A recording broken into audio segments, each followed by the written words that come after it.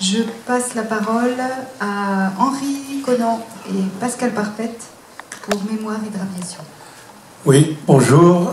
Bonjour à tous. On est venu en force. Il y a le président, le vice-président, des adhérents dans la salle. Bon, la présentation va être en deux parties, c'est-à-dire 2016 et 2017-2018. 2016, c'est essentiellement, notamment, la parution du livre sur la TECOR 631. Donc, je vais laisser la parole à mon ami Pascal, le rédacteur du livre. Oui, donc j'avais souhaité faire ce livre un petit peu dans l'esprit de réhabiliter un petit peu cet avion qui a une un peu mauvaise réputation. Et bon, moi, je me suis un peu plus spécialisé sur l'histoire aéronautique de Biscarrosse. Et bon, ça a été un petit peu l'appareil fer de lance de cette histoire-là. Et personnellement, moi, quand je suis arrivé à Biscarrosse, avec le démarrage du musée, j'avais pu rencontrer beaucoup d'acteurs.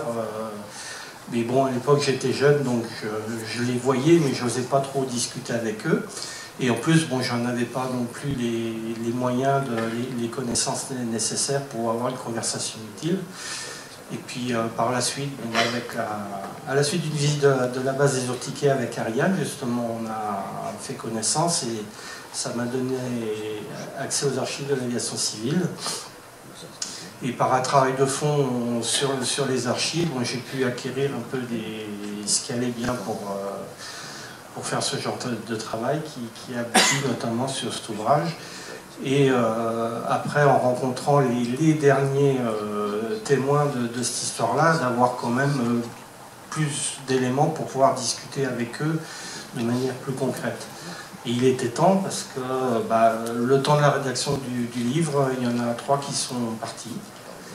Donc il y a des fois, comme je disais tout à l'heure, il y a des critères d'urgence et qu'il ne faut pas négliger. Et il faut saisir toutes les opportunités et tout récupérer, parce que même ce qui paraît anodin, il faut quand même le mettre de côté, parce que ça peut toujours servir un jour, soit sur son travail propre ou pour le travail d'autres personnes.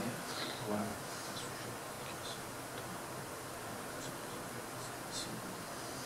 Donc cet ouvrage, je l'ai conçu en fait autour de l'avion, mais j'ai vite un peu dévié plus sur la vie des hommes, donc leur travail, leur vécu, et aussi associé à ça les lieux. Donc c'est ce qui m'a permis d'y intégrer aussi les chapitres sur les hydrobases, les lieux fréquentés, puisque l'hydraviation, c'est quand même une technologie qui est un peu particulière, qui est plus connue, un peu oubliée maintenant. Quand on parle d'hydravion, on a plus une approche d'aviation terrestre qu'on essaye d'adapter à l'hydravion, alors que l'hydravion, c'est essentiellement une approche marine. Et donc, sur une hydrobase, il faut rechercher plus ces aspects-là qu'un aspect aéronautique, quoi. Il y aura peut-être une biroute pour mesurer le vent, mais ça ne sera pas l'équipement essentiel qui va servir en vol. Ça sera la visualisation, le visuel du plan d'eau, par exemple. Voilà, je laisse passer tout ça. Donc tout ça, ça fait, je pense, un livre un petit peu original, qui est un petit peu plus ouvert que ce qu'on peut trouver en général sur une monographie d'un appareil, et qui le situe plus dans un ensemble technique, géographique et humain. Ce que je peux en dire.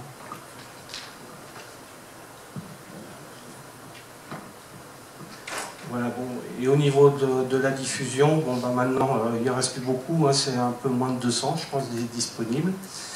Et un bon tiers a été diffusé en interne dans les services de l'aviation civile.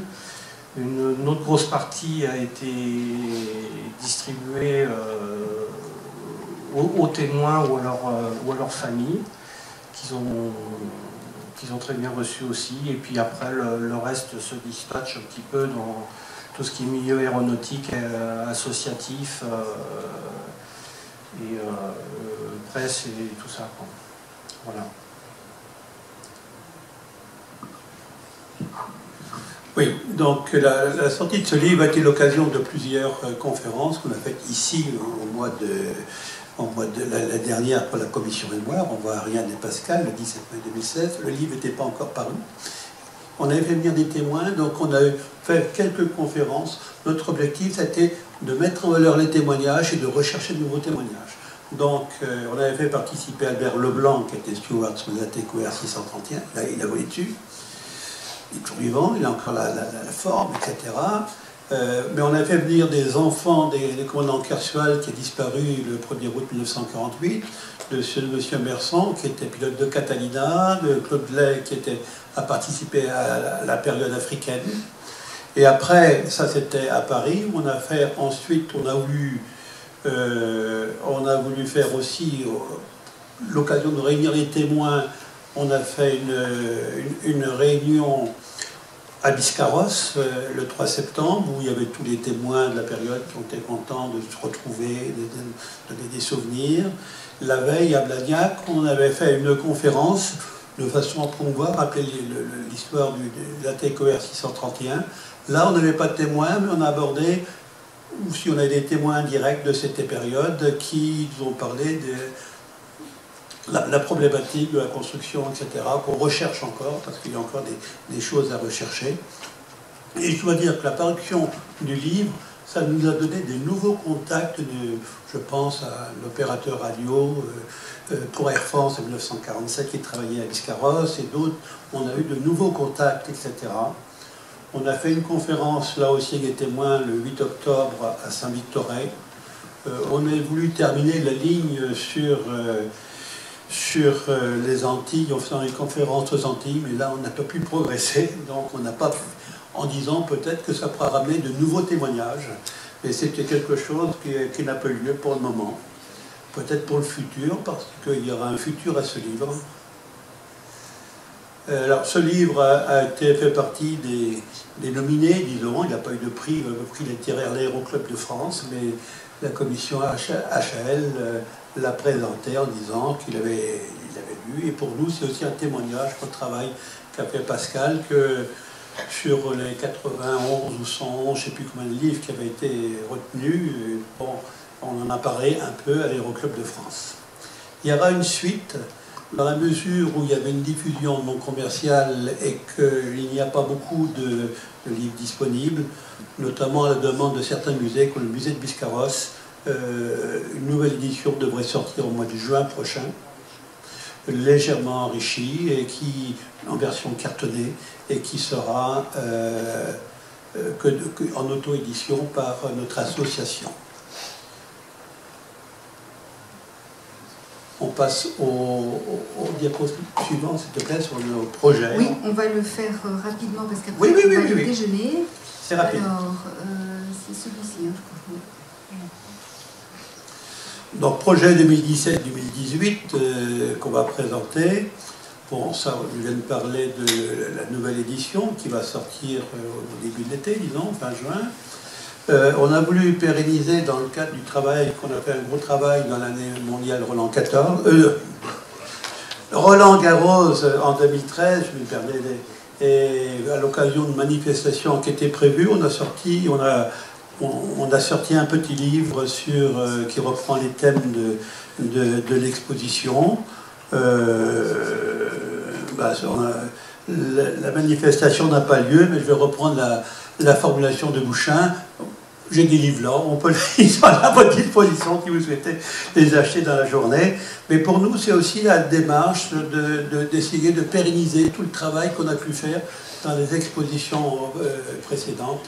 Et au fur et à mesure, en fonction de certaines opportunités, on essaierait de remettre sous forme de papier le travail qu'on a pu accumuler au fil du temps. Donc il y aura des thèmes différents, il faudront tous les thèmes, mais on va en parler, peut-être sur le centenaire de l'avion François d'En-Haut, parce qu'il n'y a pas grand-chose qui existe, etc. Peut-être sur la Tunisie, sur les droits bases de Tunis Kérédine. Et il y a des travaux qu'on a faits qui peuvent être valorisés sous forme Mais ça reste encore à approfondir.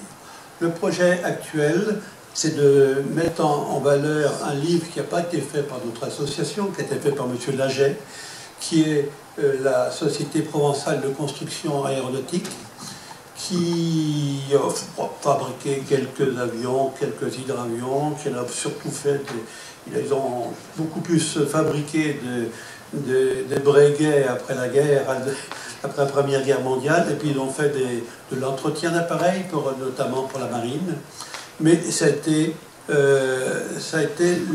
en dehors des chantiers d'Arifab, la seule usine de construction aéronautique dans la ville de Marseille-Intramuros. Et la SPCA sera une des constituantes qui vont fusionner pour faire la SNKZ. Donc M. Laget, qui a écrit ce livre, qui est un Marseillais, mais très associé, très lié au chantier naval de La Ciotat, a accepté de nous faire une conférence qui devrait avoir lieu le mois de septembre ici, avec une exposition qu'on fera tourner dans la région marseillaise ensuite. Et dans les dirigeants de la SPCA, à partir de 1925, il y a eu une brève activité de 1925-1934-35, disons, il y avait quand même Louis Pollan et l'ingénieur Pillard, et donc ce sera l'occasion de rappeler un peu la carrière, au moins pendant la conférence de Louis Pollan. Et comme pilote d'essai, il y avait Ernest Bury, qui est aussi un pionnier de l'aviation. Donc, au moins dans la conférence, je ne sais pas encore dans l'exposition qu'on n'a pas encore tout à fait conçue, on rappellera ces épisodes qui sont aussi des pionniers de l'aviation. Bon, les images un petit peu à La Ciotat, mais ça c'est des choses dont on parlera, un hydravion qui ont fabriqué, etc.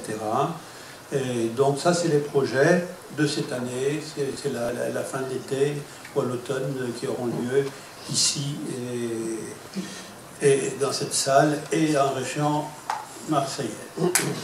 Autre projet qui est un peu le thème qu'on a abordé, c'est que moi je m'intéresse beaucoup, je fais des conférences localement sur l'aviation autour des tanks d'air, on fait le tour des tanks, etc. Et je me suis intéressé aussi, même si ce n'est pas forcément mes spécialités, sur les hangars qui restent, il n'y en a plus beaucoup. Alors il y a les hangars de Berre, de tous les hangars de Berre, il n'y a plus qu'un module de 2 qui reste, dont un qui a été transformé en piscine et l'autre qui reste vide. Et là, j'ai été contacté par les services sécurité incendie des Bouches-du-Rhône qui vont récupérer le module qui est vide pour le transporter en espace de stockage et en bureau et autres. Et on s'est dit qu'il y avait une opportunité pour voilà ceux qui restent, les 2 modules qui restent, et ça c'est une photo qui date d'une dizaine d'années. Maintenant c'est aménagé en espace public autour de la piscine. Donc on s'est dit qu'avant que le bâtiment soit transformé, il y a une opportunité sans doute à rappeler sa mémoire et avec nos amis de la 2A à le modéliser en 3D.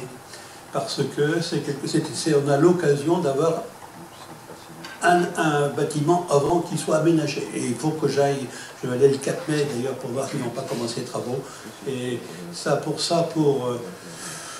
on a besoin des compétences de l'association A2A, on a besoin aussi de l'aide du label DGAC, parce que vis-à-vis des services officiels, on a besoin d'avoir une aide morale, matérielle, pour dire, parce que c'est l'opportunité pour rappeler l'histoire de ces 2 hangars, enfin des hangars qu'il y avait à Berre, mais il y en a d'autres aussi, parce que il y a ce hangar qui est un hangar qui a été construit par la CAM sans doute en 1927, on ne connaît pas l'année précise, qui existe toujours, qui est au bord de l'eau, qui sert de stockage de carton.